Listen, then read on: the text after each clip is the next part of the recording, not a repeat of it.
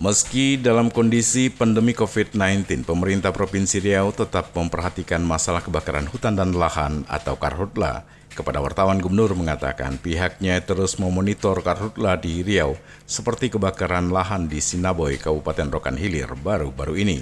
Gubernur meminta penegak hukum Satuan Tugas Karhutla Riau untuk menangkap oknum pembakar lahan di Sinaboy. Pasalnya kebakaran di Rokan Hilir ini diduga disengaja dibakar oknum untuk membuat perkebunan sawit. Karena itu, lanjut Gubernur, Karhutla di Rohil ini tetap menjadi perhatian pihaknya dan diharapkan Gakum Karhutla segera menangkap oknum yang sengaja membakar lahan untuk perkebunan ini. Saat ini di Kabupaten Indragiri Hilir juga sudah ada pelaku pembakar lahan yang ditangkap Gakum Satgas Karhutla. Karena itu Gubernur berharap pelaku pembakaran lahan di Rohil juga bisa ditangkap. Ya, Karhutla tetap ya, jadi artinya pertama saya tetap monitor. Sekarang memang ada kejadian kebakaran tadi. Saya bersama Kepala BPD pagi tadi monitor, memang sekarang ada di Rohil, dan saya memang di Rohil ini kesannya memang ada orang usaha di situ, dan kami mohon ya bantuan nanti dari penegak hukum, kiranya juga segera tahu kita siapa yang barangkali oknum yang mungkin sekarang ini sudah buka lahan dan sekaligus dengan cara membakar. Sanksinya apa itu, Pak? Ya, sanksi tentu sesuai peraturan undang berlaku. Di Hil udah ada ketangkap lagi. Ya, mudah-mudahan nanti di Rohil juga bisa ketangkap nih. Ya, karena Rohil ini Sinaboy nih. Saya tadi dah dapat informasi dari Kepala BPD, sini terbakar, itu sini terbakar juga. Jadi berarti kan ada memang oknum lah, barangkali memanfaatkan musim kering nih, mereka membakar. TMC kapan Pak datang ke Riau, Pak? TMC, saya dapat informasi ya katanya 1 Juli ya datang sini. Jadi kami memang harapkan TMC datang sehingga nanti daerah-daerah yang sudah jarang terjadi kebakaran hutan, terjadinya hujan, itu kita lakukan TMC. Nah, kebetulan nih sekarang ini masih ada hujan, tapi memang di Rohil ini sekarang udah kurang hujannya. Maka daerah kurang hujan nih kita lakukan TMC. Prima Ermat, Tim Liputan Barabas melaporkan.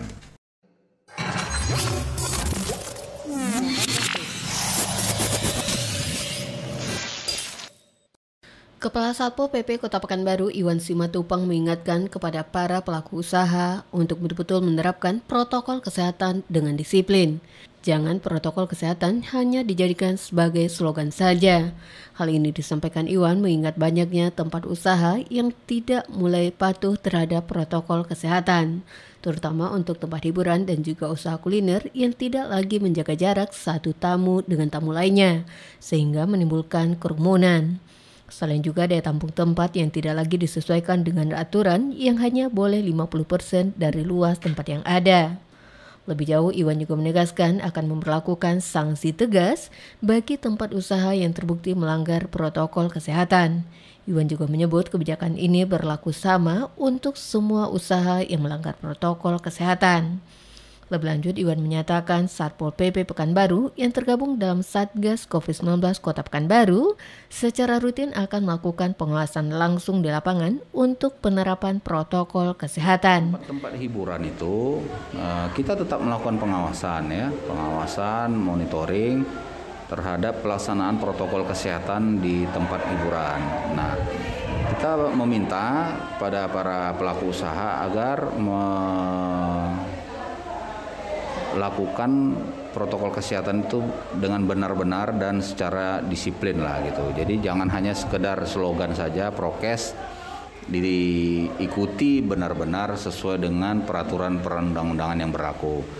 Apabila nanti memang kita temukan ada terjadi pelanggaran, maka kita dari Satgas Covid akan melakukan penindakan terhadap pelaku-pelaku usaha ini. Karena berdasarkan Perda nomor 5 tahun 2021 itu memang ketentuannya mereka akan dikenakan sanksi administrasi dan denda, ya itu sampai dengan 5 juta rupiah. Tentu kita akan menerapkan sesuai dengan Perda nomor 5 tahun 2021 itu, dan aturan teknisnya itu di dalam Perwako 80 sudah diatur. Maka kita akan kenakan sanksi administrasi dulu, baru nanti masuk ke dalam ketentuan pidananya. Tapi kita menghimbau kepada para pelaku usaha supaya tetap disiplin dalam penerapan protokol kesehatan di tempat usahanya. Desi Suryani, Tim Liputan Barabas melaporkan.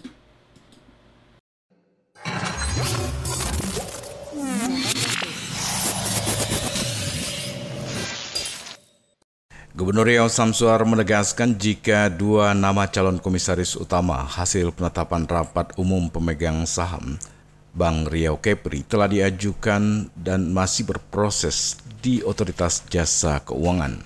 Hal ini disampaikan Gubernur ketika dikonfirmasi wartawan Rabu pagi di Pekanbaru. Lebih lanjut, menurut Gubernur, sebelumnya ada 3 calon komisaris utama hasil seleksi tim pansel yang diajukan ke RUPS Bank Riau Kepri. Selanjutnya, pemegang saham sepakat menetapkan 2 calon saja. Tidak hanya jabatan komisaris utama, lanjut Gubernur, untuk 2 jabatan lainnya, yakni komisaris independen, direktur kepatuhan dan manajemen risiko juga sudah diajukan ke OJK. Masing-masing jabatan ini juga telah mengajukan 2 nama calon. Pak Gu, kemarin RUPS direktur yang ke OJK ada berapa nama Pak Gu? Untuk calon komod. Udah lewat dah. Iyalah Pak. Enggak, dua. Siapa itu Pak? Nah, tanyakanlah dengan mana hafal aku, tak hafal. Jadi yang itu kan sekarang kemarin kan ada 3, ada 5. Betul. Kita sudah pilih 2. Yang 2 itu siapa Pak? Tanyakanlah ini. Dia dah tahu lah nanya. Pura-pura nanya. Ini apa namanya ini? Apa namanya dalam perahu? Pura-pura dalam perahu. Pura-pura tidak tahu. Padahal ada diumum oleh dia. SK Sekdapro Pak? Belum keluar. Apa alasannya Pak lama kali? Apa aku tahu itu presiden. Pak dia pula marah. Terima kasih Pak. SK presiden. Ya, terima kasih Pak Gu. Untuk diketahui, tim panitia seleksi yang dipimpin oleh Asisten 2 Sekdaprov Riau Eva Revita telah mengumumkan hasil uji kelayakan dan kepatuhan 3 jabatan Bank Riau Kepri itu. Pansel menetapkan 3 nama calon komisaris utama, diantaranya adalah Indra Putrayana, Masrul Kasmi, dan Sariel Abdi. Kemudian calon komisaris independen yang lulus diantaranya adalah Eka Afriadi, Poppy Nurmayanti, Roy Prakoso, Sahrul, dan Yantriansa. Lalu calon direktur kepatuhan dan manajemen risiko Bank Riau Kepri yang lulus UKK diantaranya adalah Fajar Restu, Febriansa, Hendra Buana, Ikhwan, Nizam, dan Wan Muklis. Selanjutnya 9 calon hasil UKK itu diserahkan tim pansel ke pemegang saham. Hasil RUPS Bank Riau Kepri mengerucut menjadi 6 calon saja yang diajukan ke OJK. Prima Ermat, Tim Liputan Barabas melaporkan.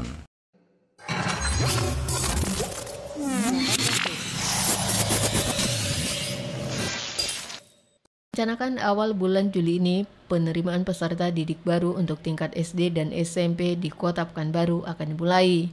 Mengingat daya tampung sekolah negeri yang terbatas, Wali Kota Pekanbaru Firdaus mengingatkan kepada para orang tua untuk tidak memaksakan anaknya bisa masuk ke sekolah negeri.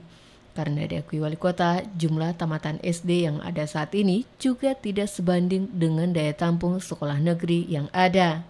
Sebab itu untuk orang tua yang mampu disarankan Wali Kota guna menyekolahkan anaknya ke sekolah swasta. Menurut Wali Kota lagi, mutu pendidikan untuk sekolah swasta di Pekanbaru juga terbilang bagus dan memiliki banyak prestasi. Jadi menurutnya tidak perlu harus berebut memasukkan anak ke sekolah negeri. Saat ini sebenarnya sekolah negeri dan swasta itu, baik SD maupun juga SMP, itu jumlahnya imbang. 50% pelayanan pendidikan di sekolah dasar maupun juga di SMP itu dikelola dibina oleh masyarakat.